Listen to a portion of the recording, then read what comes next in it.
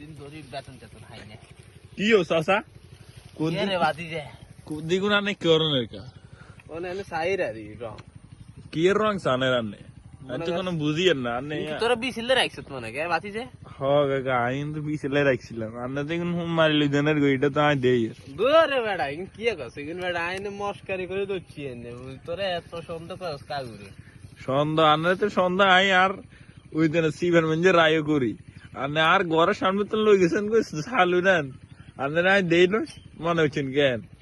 আর না কদু আর কদু জনে গান লই জনের তোরা বুঝলি না আজ তারা বুঝলি না মনে করছি কতগুণ বেশি